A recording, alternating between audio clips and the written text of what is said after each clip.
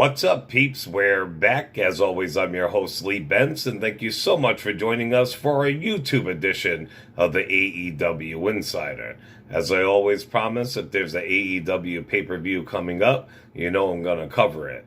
This time we are covering AEW's Full Gear 2022, which I might add my daughter and I will be at Saturday night. Super stoked for it. Great card. It's going to be a great pay-per-view. So I'm here to give all the matches and my predictions. Well, there's one match I can't give a prediction for, and that's the World Title Eliminator Tournament. Elimination Tournament, only because we don't know exactly who the finals are because it doesn't happen until Friday. And I didn't want to wait till Friday after this because I have to travel on Saturday. I'd have to edit it and all that, and then you guys would only get not even a day to check out my video, you know what I mean, and think of my opinion. So that's the only match I'm not going to be able to cover, but I'm going to tell you who I would like to win it. There are two people who I'm rooting for. But anyway, I'm rambling. Like I said, AEW Full Gear 2022, November 19th. It's going to be a heck of a pay-per-view.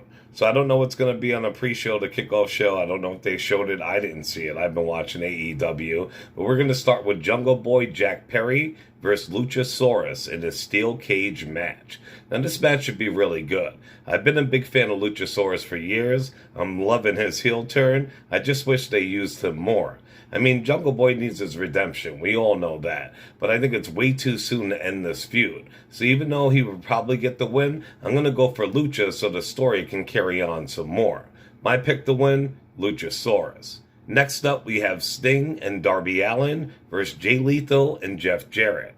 Now, this match should be a sleeper match, and I don't mean that in a bad way, as in not expecting too much, but it's going to deliver. Sting and Darby are cool together. People are waiting for one of them to turn on each other, but I don't think it's going to happen just yet. The only problem I have with them is that they always win. No matter what, they always win, and it's getting old. They need to take some losses. Now, people sleep on Lethal's faction, but all of them are awesome. They deserve the win, and they deserve their time to shine, and I hope it starts with this match. So I'm going with Lethal and Jeff Jarrett. Next up, we have Dr. Britt Baker, DMD, versus Saraya. I mean, it's amazing to see Saraya back in the ring. I hope she does really well, and I hope she does not get hurt, and I hope she gets to finish her career on her own terms. Now, Dr. Britt is the bitch. I loved her, and Friday night even proved that. Even though Saraya's been coming out here saying it's my house, it's my house, it's my house, which is a bunch of bullshit, that's just shit from WWE. You should have left it here. You didn't do anything in AEW yet. And that is why Dr. Britt's promo on Dynamite this week killed it, man. We're all behind her. She's one of the pillars. She's a bitch. I loved her as champ, and I love everything she's done before and after. Yet, how can she beat Saraya in her first match back in years? I just don't see it happening, which does suck. I think the outcome depends on which match goes first. And I'm talking about Jamie Hayter versus Toni Storm. Now, what if Britt Baker and Saraya goes first, and Hayter helps Britt cheat and win the match, and then Britt screws over Hayter in her match against Storm because she really wants to be the champion, or vice versa, you know what I mean? So, of course, we're not going to know what's going to happen until the pay-per-view comes on, but I think if Dr. Britt goes first, that could happen, and then she could screw over Hayter. We're just going to have to wait and see. I love Saraya, but I never, ever bet against the good doctor. So I'm going with Dr. Britt Baker, DMD. We also have Wardlow versus Samoa Joe versus Powerhouse Hobbs. Now, this match is going to be awesome. They're going to be beating the piss out of each other, throwing each other all around the ring, just fucking each other up. Now, I'm a fan of all three of them. Samoa Joe is a legend, and he's the real deal. Wardlow has come so far, and he's been a great champ, but what is he going to be? J 2.0? Goldberg 2.0? He has to drop that strap soon enough and get in the world title picture.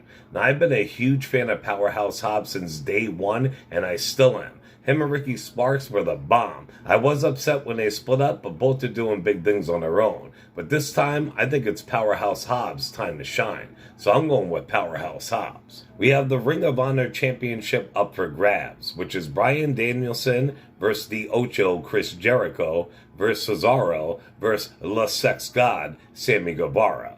This match is going to be nuts. You got two people from two different factions all going at it for one belt. So, of course, the people in all factions are going to help each other out, but in the end, there could be only one. So they're going to have to turn on each other. Like I said, this match is going to be nuts, but I don't see anybody taking that strap off the Ocho, a.k.a. La Champion, a.k.a. Chris Jericho yet. So I'm going with Chris Jericho. Next up, we have the AEW tag titles up for grabs, which is the Acclaim versus Swerve in Our Glory. Like I said, we are going to be there live, and I am buying the Acclaim hat as long as they have one. I love those dudes, loved them from day one. They busted their asses, and they're finally getting their dues. I have nothing against the Scissor Me Daddy thing. I think it's awesome. I just don't want to wear a shirt going around that says Scissor Me Daddy. I mean, people who don't know it are going to be like, what the fuck is this dude talking about? He's a freak. But anyway, I am buying their hat this weekend, so I'm stoked about that.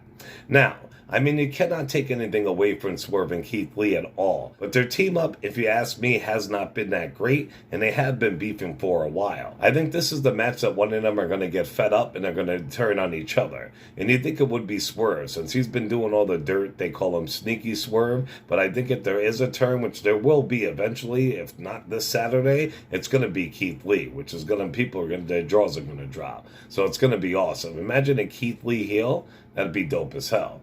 The Acclaim killed it on Dynamite with that new music video they put out. Max Caster is so underrated. Like, seriously, he's not John Cena, and I'm talking about rapping mics on the skill, but even Cena gave him props, and that dude is the real deal on that mic. That video was fucking hilarious. The Acclaim is on a roll. Their momentum is just crazy, and it's not slowing down anytime soon.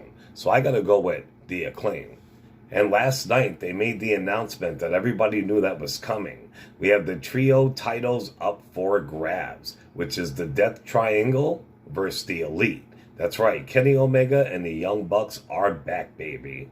They returned Saturday night, and I am super stoked. I'm not trying to take anything at all away from Death Triangle. That faction is insane. They can do it all, and they leave it all in the ring every time they step into it. But those are the Elite's belts. They never lost them by getting pinned, and I don't see them losing Saturday night. The only thing I can think of, and I'm just throwing it out there, is that if Adam Cole comes back, act like he's down with the Elite to help them win, he turns on them and they lose. If so, they're going to be the Trios champ very soon, but I'm betting on the Elite to take them back at full gear. So I got to go with the Elite. We have Toni Storm versus Jamie Hayter for the AEW Women's World title. Now, this match should be pretty good. I like Storm a lot, but I think it was way too soon to hand her the title, and her run as champ so far proves it. Hayter's awesome. That girl got ass for days, and she's always got it hanging out. But besides that, she is vicious, and she deserves to be in a world title picture. But you know Dr. Britt Baker is not hearing that, and I think she will interfere if this match goes on after her and Soraya's match. I think she'll turn on Hayter, and she's going to cost her the title. Yet, I go for the heels and people I like, so I'm going with Jamie Hayter. Like I said at the beginning of the video, there's no way I can give you the rundown on a world title eliminator or elimination finals match. My picks who I want to see in the finals are Ethan Page versus Ricky Starks, baby. And I'm big fans of both of them. So literally, I know it's a cop-out, which I never do, but hey, I don't have anything yet. There's nothing concrete because we still got matches for Rampage, so I can't, you know what I mean, give 120% decision. So I don't care if it's Ethan Page or Ricky Starks that win it, and they get a shot at the belt at next pay-per-view. I think both of those guys have busted their asses and worked their asses off, and they both deserve to be in the title picture. We have the TBS Championship up for grabs, which is that bitch Jade Cargill versus the native beast, Nyla Rose. This feud came out of nowhere. I don't think there has been enough build-up, but I'm still into the match. Nyla Rose is a beast, and I always liked her. She's athletic, and she dominates when she's in that ring. People hate on Jade, and they can keep hating. What she has done since being in AEW is awesome, and she's a vicious champ. These two are going to kick the shit out of each other. Like I said, I like Nyla a lot, but it's not her time to be as women's champ again or to break Jade's winning streak. Jade should take her title back tonight, or it could be a DQ if Marina interferes and they steal her belt and the feud continues. So we're going to have to see. But I'm going to go with Jade Cargill. And finally, we have the AEW World title up for grabs, which is the current champ Jon Moxley versus the Salt of the Earth, MJF. You all know that I'm a huge MJF mark. I've been waiting for this moment for a long time. Like I said, we will be there, and I will legit have my MJ scarf on, and I'm going to be going crazy. I'm not trying to take anything away from Mox. He's been an awesome leader in the ring, in the back locker room. He's helped carry the company and world titles numerous times in the past few years. Plus, he's a straight-up ass kicker. But he is going up against one of the best up-and-coming in the game right now.